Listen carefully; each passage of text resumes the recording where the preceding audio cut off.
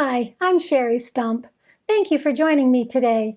I'm reading from the devotional book, God's Amazing Grace by Ellen White. Today's reading is October 25 on page 306.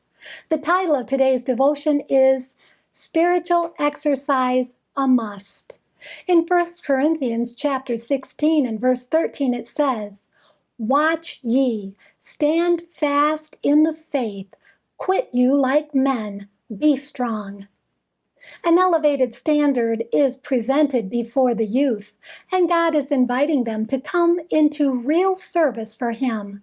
True-hearted young men who delight to be learners in the school of Christ can do a great work for the Master if they will only give heed to the command of the captain as it sounds down along the lines to our time. Quit you like men, be strong. Strength comes by exercise. All who put to use the ability which God has given them will have increased ability to devote to His service.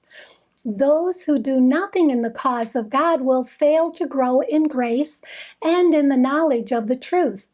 A man who would lie down and refuse to exercise his limbs would soon lose all power to use them. Thus, the Christian who will not exercise his God-given powers not only fails to grow up into Christ, but he loses the strength which he already has. He becomes a spiritual paralytic. It is those who, with love for God and their fellow men, are striving to help others that become established, strengthened, settled in the truth.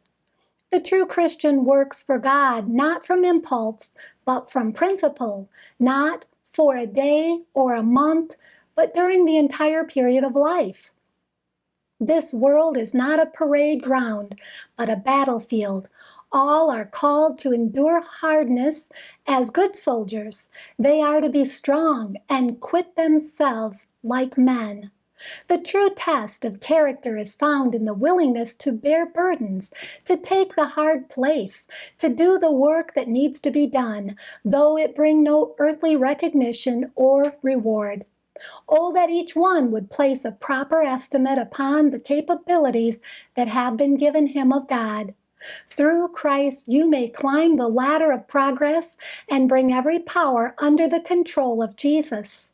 In your own strength, you can do nothing, but in the grace of Jesus Christ, you can employ your powers in such a way as to bring the greatest good to your own soul and the greatest blessing to the souls of others.